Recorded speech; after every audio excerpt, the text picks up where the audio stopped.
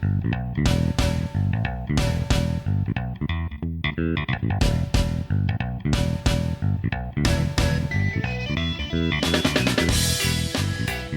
and welcome to Expected Value, the podcast that goes inside the sports analytics world. I'm Paul Carr from True Media. We're back. Been off for a while. Personnel and priorities have shifted around a bit here at True Media, but we're getting the pod going again, planning to put out an episode every couple weeks for the time being. As always, we aim to give listeners a peek behind the proverbial curtain into what people in the sports data and analytics space do, how they do it, and how they got there. So, for this, episode 68 of the show, the Jaromir Jagr episode, I suppose, or Will Shields, if you're a Chiefs fan like around where I am. We kick off this year of expected value with the world champion, Bobby Bandelow, coordinator of advanced scouting for the Texas Rangers. They beat the D-backs 4-1 in the World Series last year. Bobby and I will talk about how he experienced that final out of the World Series and his favorite moments since then, what a coordinator of advanced scouting does for a big league team, how that role changes in the postseason and the offseason, how he condenses reams of data for players and coaches, what manager Bruce Bochy does with data, adapting to different MLB rule changes like the 3-batter minimum, improving the Rangers' defense, dealing with small sample sizes, his career path up the ladder with different MLB teams, why a sports management major was good for him, and of course his advice for aspiring sports analytics people, along with some recommended books and his favorite barbecue place in Dallas. Then our new producer, Blake Arney, joins me to react and wrap things up. Without further ado, here's the expected value conversation with the Texas Rangers' Bobby Bandelow.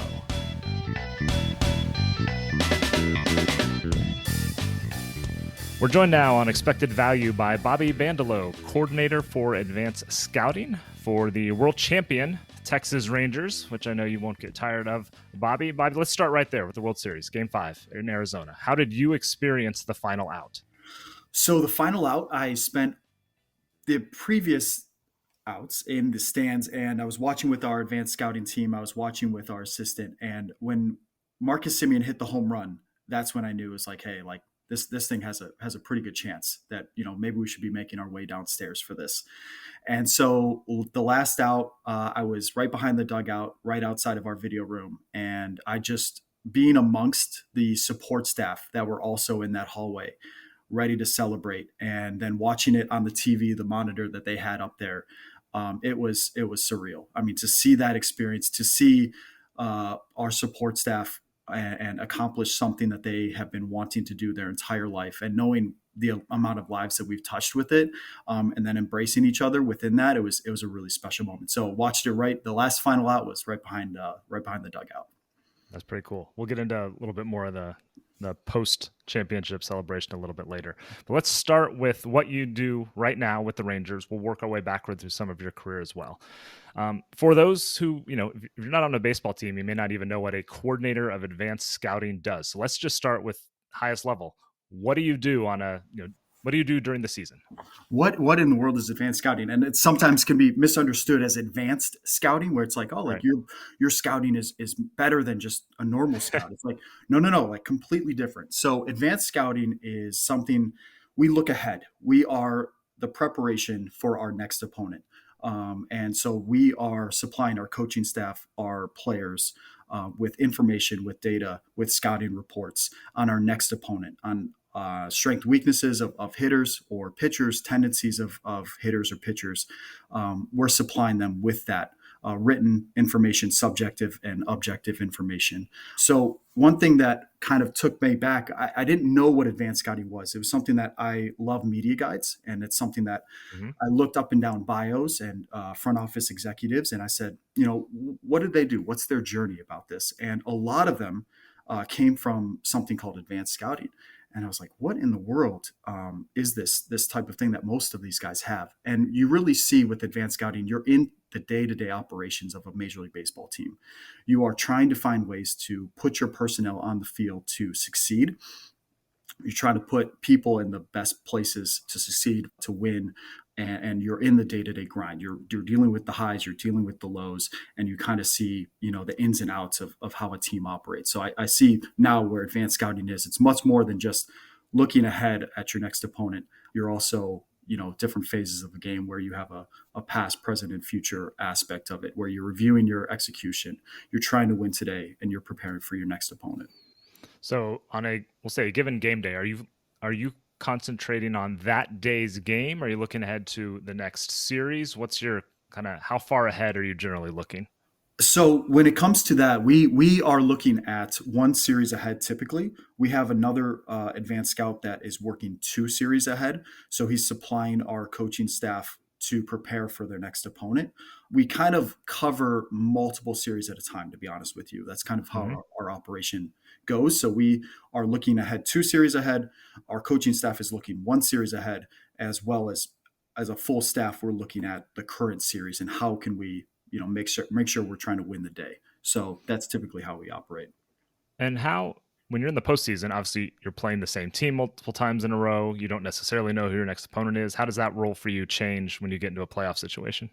This is my first postseason, so I definitely needed to learn a lot about the pace, because the pace is very important in Hmm. advanced scouting, because you can't get too far ahead, because you could lose the day-to-day operations. You could Right. lose current trends of players that maybe they just went off this past series. They were 4 for 9 with 3 home runs. It's like, that's relevant information. Maybe they've made adjustments. So pace is very important. So when with the postseason, it was really just one series ahead, and you're doing two opponents at the same time, and you're looking at that series. You're full in, but the off days is when you really review.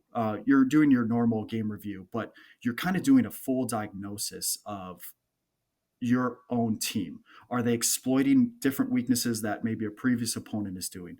Are they picking up on maybe somebody tipping? Are they tipping, and maybe they weren't doing it the series before? So it really changed.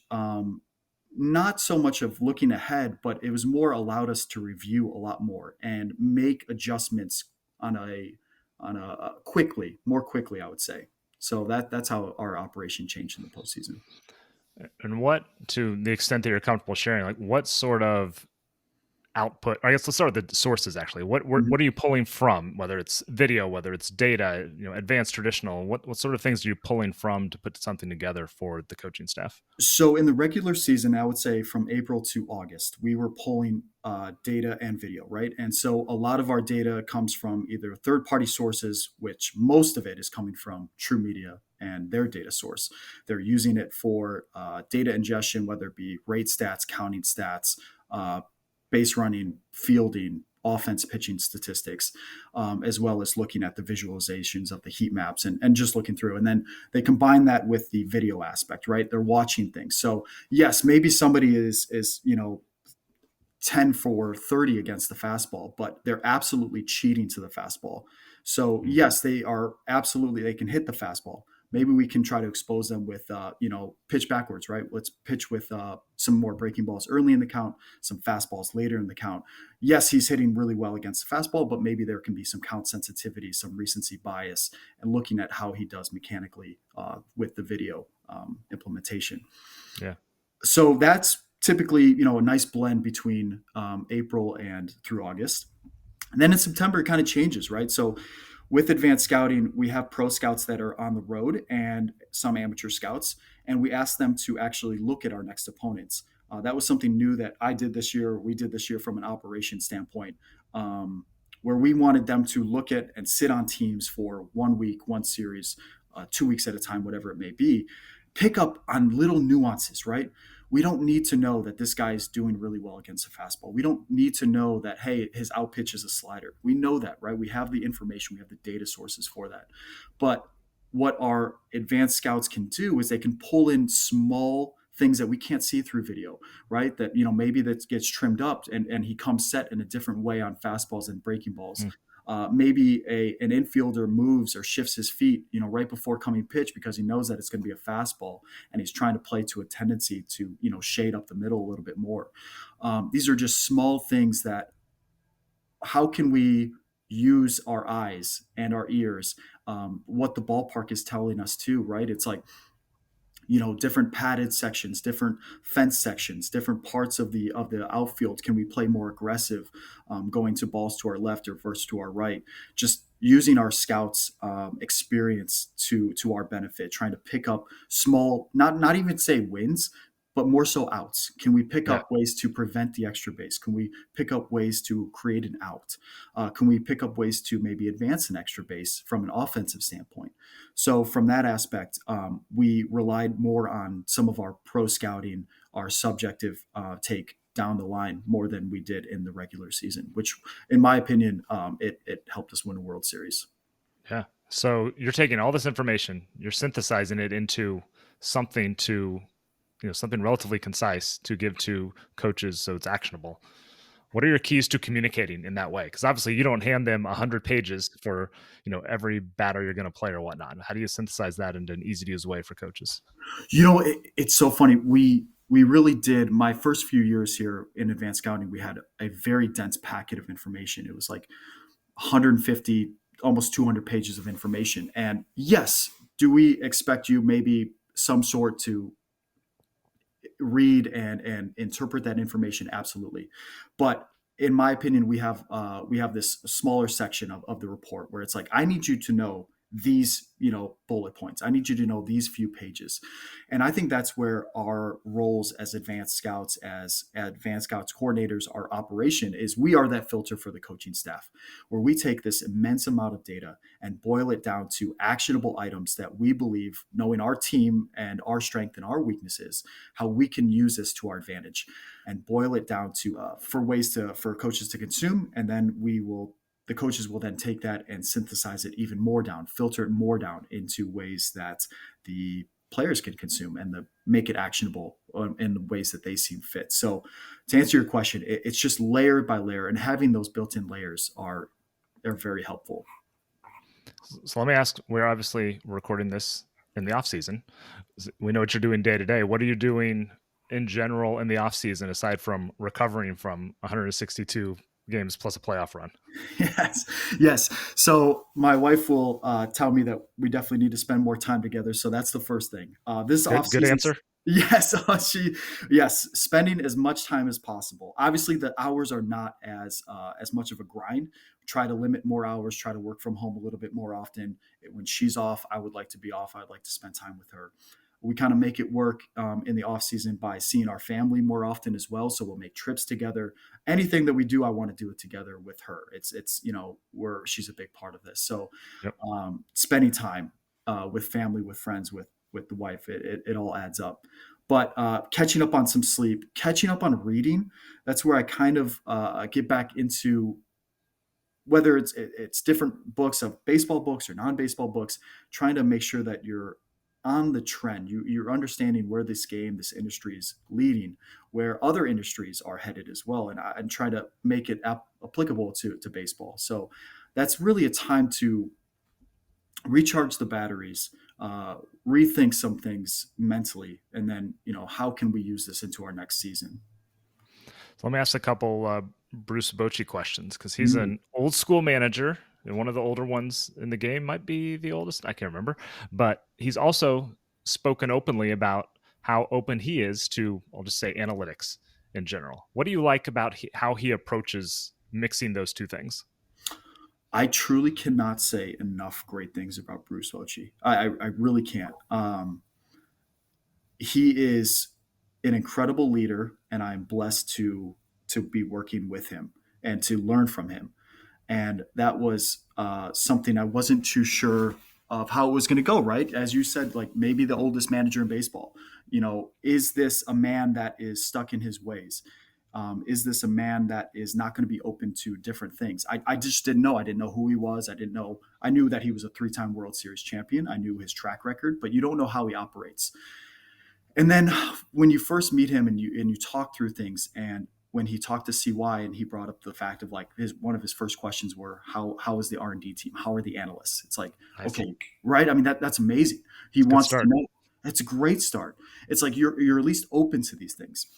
And then you start hearing and talking with him, and it's such a beautiful blend of objective and subjective data. He takes everyone's perspectives into view. If it's the coaching staff, if it's the medical staff, strength and conditioning, baseball analytics, or advanced scouting, he wants everyone's perspective, and then he'll jump on the idea that he wants. He'll make a decision based on that. And we are, from an analytics team, we are a piece of the puzzle for him, and he knows it. And he believes in something, he'll ask for data to back it up. If it's not there, then he'll be like, okay, like I'll rethink this way. That's apparently not what the answers are going for. And that's another thing of just watching him go about his business. He just does such a great job of blending everything together, Mm. of the human side, of the numbers side, and making it actionable. And he keeps it all inside that head, and it's remarkable. As he would say, it's a large head. He's got A lots of large room head. for lots of stuff, right? Let me ask sort of an unanswerable question, but one thing he's known for is handling a bullpen well. We've seen it in all his World Series runs with the Giants and the Rangers. How does he do that? What's key to him handling a bullpen and knowing the situational stuff so well? One thing that when you watch him manage a game, I rarely say that, he left him in one batter too long. I rarely Mhm. say that when it comes to him. And I think that not everybody can say that there, where it's like, hey, like technically this is a good matchup coming up for him, or hey, like we need him to get through this inning for us. I don't know. It's just with him, you never really see it. He can be a quick gun where it's like, hey, this guy doesn't have it today. And I know he doesn't have it, even though the numbers may say like, hey, this is a beneficial matchup. Bochy would be like, hey, I know it. I'm not feeling it today. So for me, he understands the hot hand. He knows when to put people in the best position to succeed, and he rarely leaves them in too long. So those three aspects will help him. I still say one of the greatest games I've ever seen managed was in San Francisco this year. Mm-hmm. We had Andrew Heaney on the mound, and San Francisco very platoon heavy. Andrew Heaney on the mound didn't have his best stuff, and he made the pull immediately early in the game. And this is Andrew Heaney. Like he's normally Right. he's in our rotation. Like this is a guy you rely on. You want him to get through this. And he knew that he didn't have it. And he went to Grant Anderson, a righty, and Grant went multiple innings. And in my opinion, like it was the second or third inning whenever he pulled him, and he said checkmate to Kapler, to the San Francisco Giants, because it was like, hey, as soon as we're going to go right-handed, and you have your technically left-handed platoon bats in there, Right. but we have in our back pocket, we have Brock Burke and Martin Perez that can give us length as well. Like if you want to make your switch, Kapler, go for it. But I've got it. I Hmm. have checkmate, and it's to me that right. That was never part of our plan. That was never in our expectations. But Bochy picked up on that, and said, Yeah. okay, I'm going to act on this before it can get any worse. And that is one of the great benefits of having Bruce Bochy as your Hmm. manager. I like it. Yeah. So one of the rule changes have a lot of rule changes the last few years in baseball. One of them was kind of related to this 3 batter minimum for a bullpen. How has that affected like your thinking, how you approach things and presenting things, or just kind of general thought process when you or whoever is thinking about how to handle a bullpen? No doubt. So this was actually something that Boch talked about with us in spring training. So when we were talking to him and things that you need, how do you like information? He was concerned about the 3 batter minimum Mm-hmm. because he had never managed with a three Yeah. batter minimum. So he asked for, different buckets or pockets or things or tools or resources to think of the 3 batter minimum. So that was something that we kind of shifted in our focus. Instead of looking at pitcher versus batter from an individual standpoint, we had to shift our thinking into helping Boch kind of understand the pockets, understanding, hey, like, these 3 batters versus these 3 batters, like using them, like if you're trying to get through a clean inning, we respect the batter by batter versus pitcher matchup, but there is, the 3 batter minimum requirement. So we helped by, kind of just bucketing hitters a little bit more, finding pockets from a number of batters to meet the requirements to help him in using his personnel the right way. Hmm. One thing that stood out to me from the championship run, just looking at numbers, the Rangers were a lot better defensively last year than in 22. Toward the bottom in 22, toward the top in 23, very generally by just about any metric. To whatever extent you're comfortable talking about it, what were a couple of keys, kind of from a data standpoint, that helped you and the rest of the staff kind of improve the defense and get them, at least out of the bottom, if not all the way toward the top as you were? let's get out of the bottom, right? Let's get out of the Right. bottom. Right. One thing that really helped us was playing to our strengths a little bit more. There's definitely multiple ways that we helped improve our defense, playing to our strengths a little bit more. And what I mean by that is inducing a few more fly balls than what we did the previous year. And so we did that by having, Jankowski and Grossman in left field. You had Leody Taveras in center field and Adolis Garcia in right field. Taveras is a very solid defensive, hopefully gold glove caliber center fielder. Adolis is currently has won one. So that's playing to our strengths. Let's get a few more fly ball pitchers. Let's induce some more fly balls. Let's allow our athletic and speed defenders in the outfield to track down these balls. So I think the front office did a phenomenal job of acquiring those types of talents to play to our strengths. Another thing was when Bochy came in, one of our core values is dominate the fundamentals, and Bochy made sure that we did our PFPs.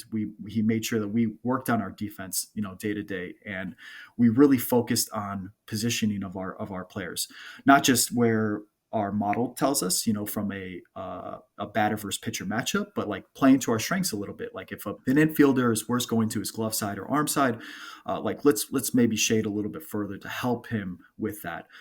If somebody, for example, Josh Young early on was a little bit too shallow, right? And we saw him get hurt a little bit in some outs above average, some DRS. And so it's like, hey, like relative to the league, let's push you back a little bit. Let's get you some more time to get off that ball and track down some of those plays.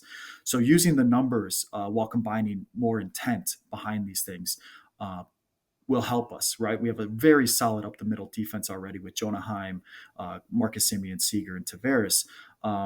So can we help Josh Young get there defensively?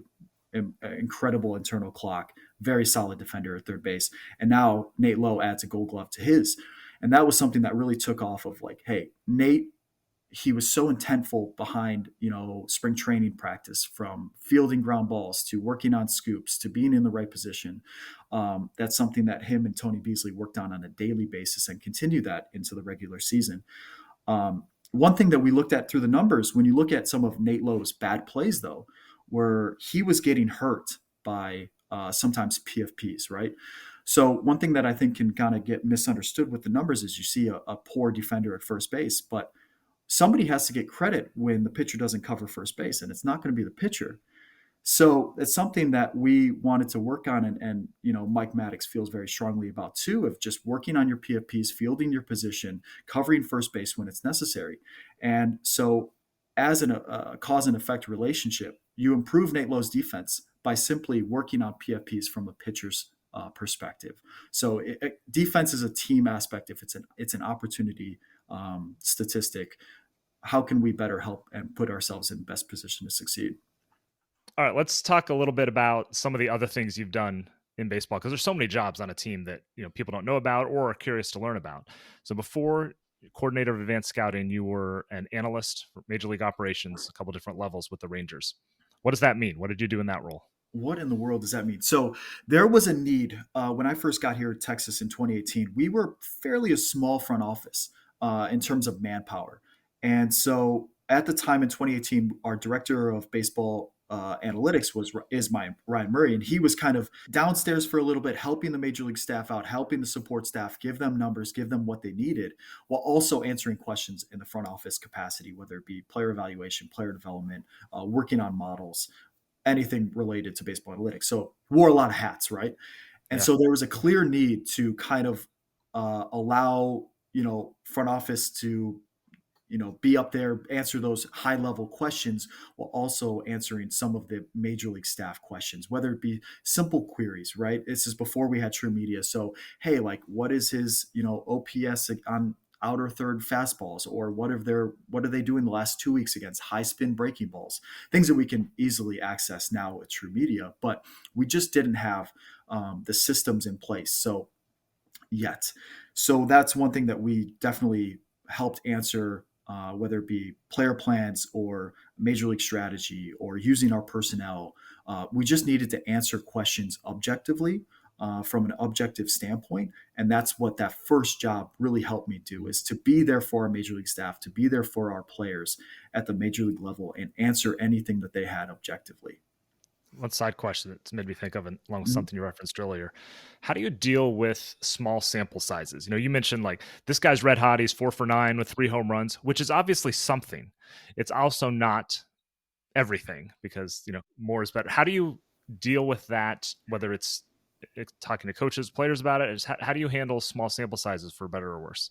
That's it's one of the hot topics in advanced scouting, right? Because Mhm. it's a balance between large enough sample for you to get an accurate understanding of the player, but you also need to acknowledge the fact that there is a possibility he has made adjustments, and you have to understand what recency is in play for our matchup. Has he made adjustments? Has a team previous to us exploited something that maybe we didn't think about? It is very, very tough to do. For me, personally, it's like the 50 plate appearances, 150 plate appearances, I feel a little bit more comfortable about. It's when we get into that, sub 20, it's like, oh, guys, like there's just too much noise. We can't act on this.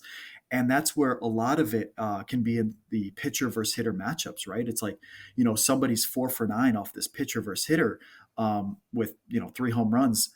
It's like, yeah, but is he because he was just hot for the last Right. week? There's a simple, or there can be an argument be made on both sides. So I would say sample size is very tough in advanced scouting, but at the end of the day, you have to balance it. You have to acknowledge that there is some recency involved into it. You also have to acknowledge that you need a large enough sample size to understand who this player or pitcher Hmm. is.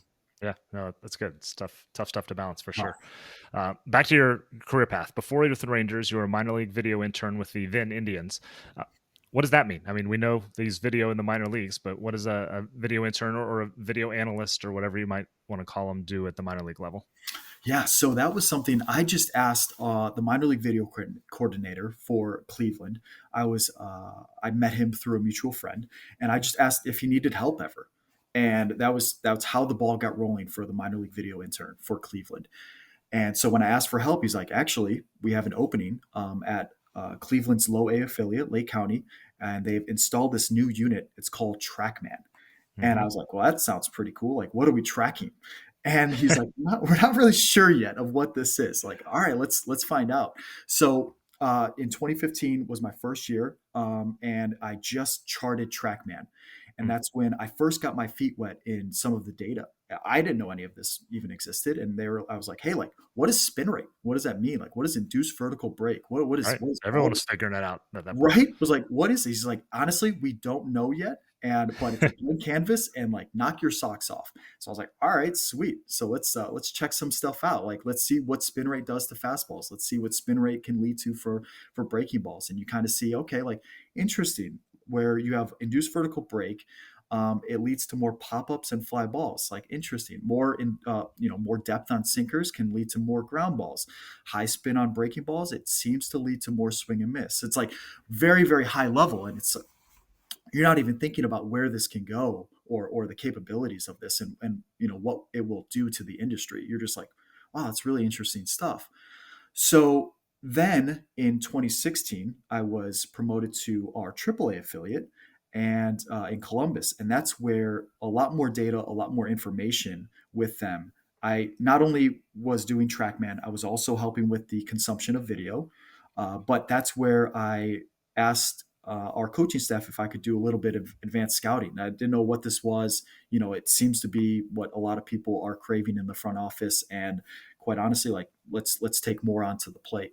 And so that's where I was really taken under the wing from our coaching staff at AAA, Steve Carsey, Chris Tremy. They were incredible to challenge me with some of my viewpoints, and what I was looking to do was get my feet wet into the combination of objective and subjective information, seeing things through video, combining that with data. And that was a lot of fun, right? It was writing that you're one size, or you're wearing multiple hats, giving it to the coaching staff, and seeing how it can play out in the field. I remember watching a game, and it's like, hey, this guy is really struggling on sliders, and then you see our relief pitcher in a crucial situation like throw sliders and struck him out. We end up winning the game. It was like, holy cow, like, crazy that you see it in the data, you think you can apply it, and then it can lead to a victory. it's very short term focused, and it was pretty cool to see that quick turnaround. So minor league video intern. Then in 2017, go between double A and short season, doing the exact same thing, maybe a little bit less from a short season advanced scouting purposes, but just seeing multiple levels was very beneficial looking back, right? So I was at low A, Yeah. short season, double A, triple A. Seeing that skill range was super helpful as a minor league video intern. So you mentioned your first job in baseball. You were a sport management major at Bowling Green. Uh, how does that apply? I guess, you like me probably I'll get asked a lot. Hey, I want to get into sports analytics. What should I major in? How's the sport management major relevant to what you do? Is it something you would suggest for the right kind of person? Definitely ask yourself what you want to do in sport, right? Yeah, So sport management, my first class, I didn't know this at the time. I thought when you manage sports, it was like managing a fantasy baseball team. I was like, oh, I'm going to be hey, I'd managing. be good at that. That's what I'm saying. I was like, oh, like I've done that. I think I won against my friends. Like I can manage a That's right. sports team. Perfect. And then you go in and they're like, hey, like this is about the business of sport, right? It's creating revenue, creating ticket sales. This is marketing. And I'm like, what? I'm like, sport is a business? Never crossed my mind. Yeah. And so that's where sport management really opened my eyes to. There is more than just, the player operations side of things. There is more to it. There's the business side of things. It's an entertainment system. It's an entertainment industry. How do we help maximize that side of the game? That's really what sport management did or kind of focuses on. What it also does is it allows you to network inside of the industry. And Hmm. believe it or not, a lot of people know a lot of people and they can talk to people and help you out. And it's amazing what relationships will do in this game, in this industry, any industry within sport.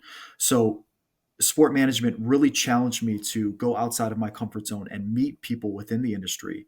And I would challenge anybody in the sport management world to do the same thing. That yes, you may want to be player operations. Guess what? Everybody else wants to do player operations, but you're going to have to grind your way through different things on your way, on your path to doing so, and help people out along the way. It will go a Yeah. long way.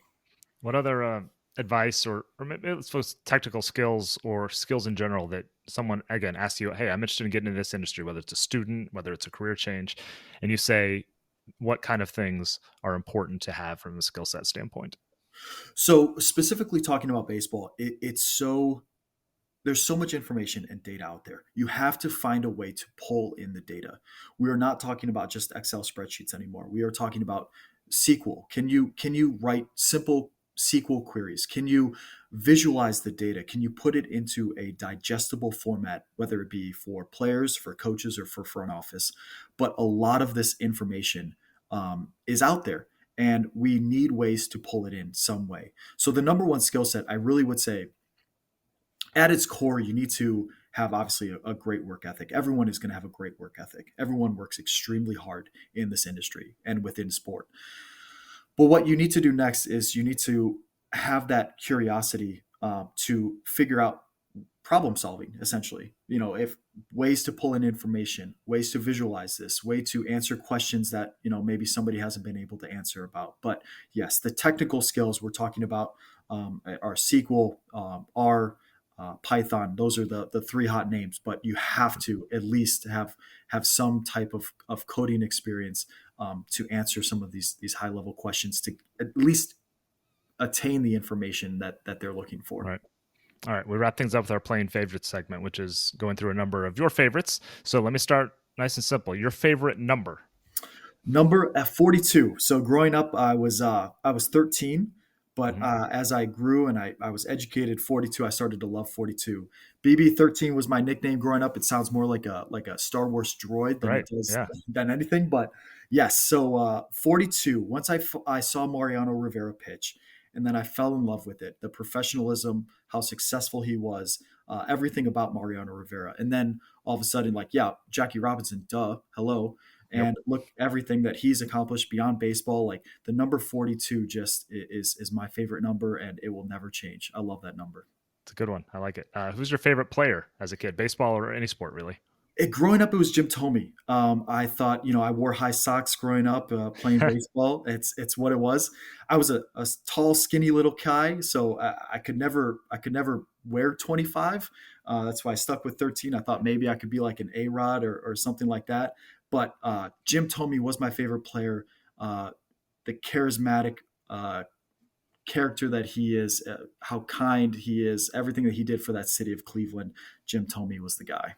As a Royals fan, I feel like he homered every game against the Royals growing up. It was good Special from human that being. perspective. But, man, you mentioned books earlier, baseball books or otherwise. You have a favorite baseball book or recent favorite? Ooh, favorite baseball book. I'll tell you what. The one I'm reading now was the homegrown one for the Boston Red Sox. That was this offseason, and I like Russell Carlton the way he writes. But from a favorite baseball book, I mean, you have to go with Moneyball, just like what it means, right? What it meant Yeah. to the industry, what it meant to everything. It was the starting of everything. So I'll go with that. But from a non-baseball book, my favorite one is Adam Grant's Think Again. That one Okay. has really Mhm. shifted my thought process, where you have to adjust with the times. You have to be able to rethink things to be successful. That if you stay on a concept or an idea for too long, there is a possibility that could lead to failure. So the ability to rethink, the ability to adapt to your surroundings, is really important in success, in my opinion. All right, let's see if we can get you in a little bit of trouble. You have a favorite barbecue place Oh, in Dallas or the Dallas area? I'm gonna go off the beaten path a little bit. So Mhm. when my wife and I got married in 2021, we wanted to introduce our families who are in Ohio to the Texas way of life. So we wanted to do barbecue. So Yeah. the barbecue place that we chose, we that was awesome, by the way. Food testing for barbecue place for a wedding. Count me in if we ever want to do that again. That's good work. Did you land on a specific place in the Dallas area for barbecue? We tried a few places. We tried some Terry Black, some Heim barbecue, um, but we end up settling on Patriotic Pig.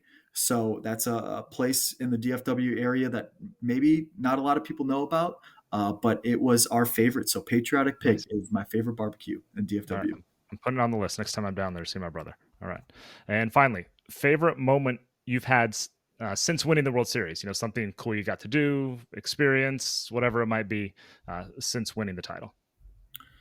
Since winning the title, I would have to say that it was the parade. I Yeah, just coming back when you win it and you're celebrating with not only the players and the staff and the thousands of fans that were in attendance.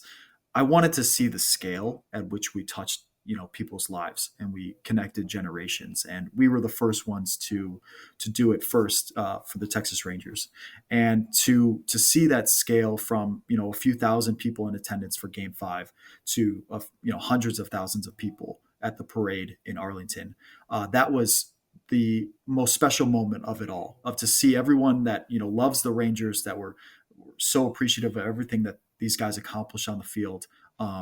That was the best moment that I could ever imagine, and that was so cool to be a part of.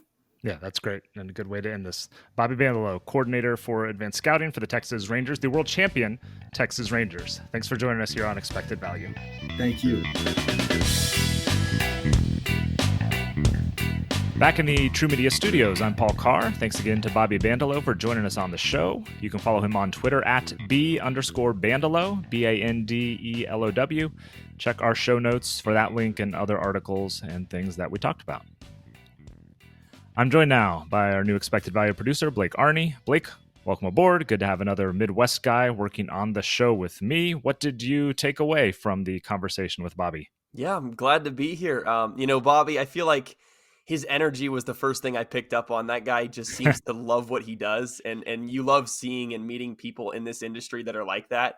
And Yeah. you can tell that was the way he was from day one, and I think that's exactly why he is where he is today at a championship level team. It was first off, I think the most interesting thing to me was how, I mean, obviously how in depth we know they dive into the analytics, but specifically from the top down how much they truly invest in that. And for Bobby to, be talking with Bochy about, the when things are changing, he wants all the information he can on those things. And obviously he's not going to be using every bit of information, but I think the most intriguing thing for me is that there's some managers I'm sure some managers are different, but it seems like at the Rangers, they're fully invested to get as much information, as much analytics about some of these new things and how they can take advantage of all these new rule changes, and find their way to use it to their advantage. And clearly it's worked pretty well.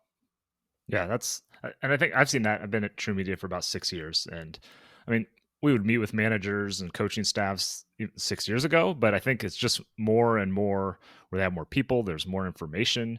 And, baseball makes it easy in a lot of ways because, like, what are the questions that Bochy wants to know or any manager wants to know?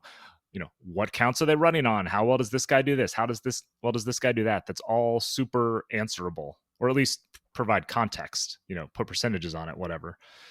So it makes it so clean and easy on the baseball side.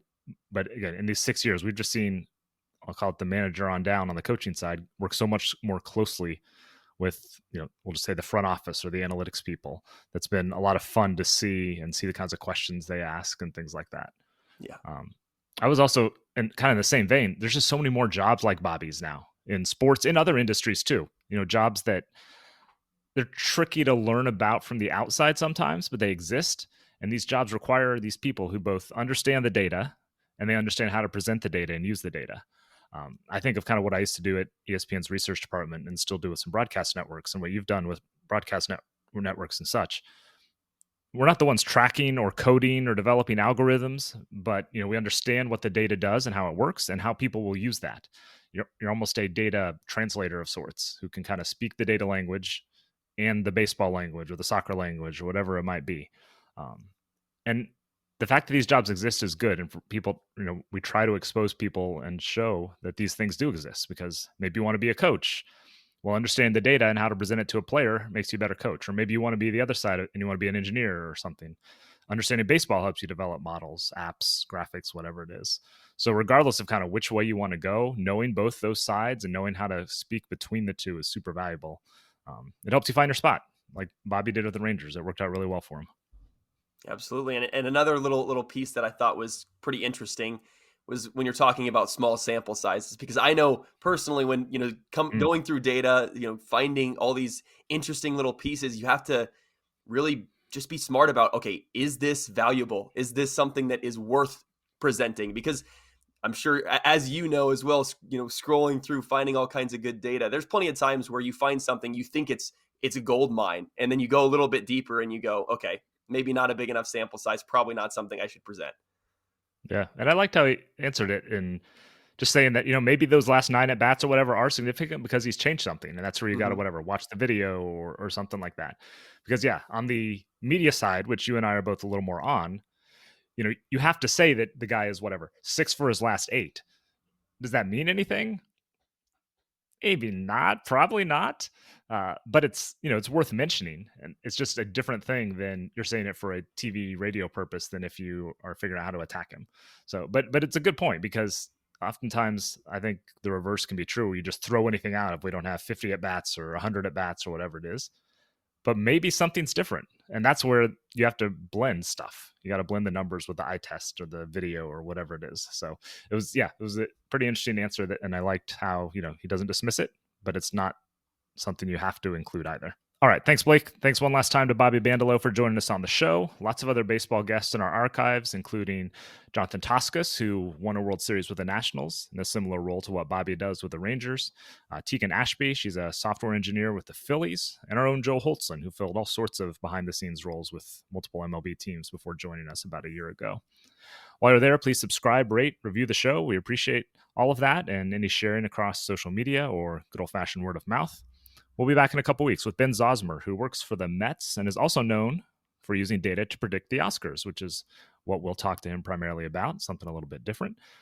For now, for producer Blake Arney and all of us here at True Media, I'm Paul Carr. Thank you for listening to Expected Value, the podcast that goes inside the sports analytics world.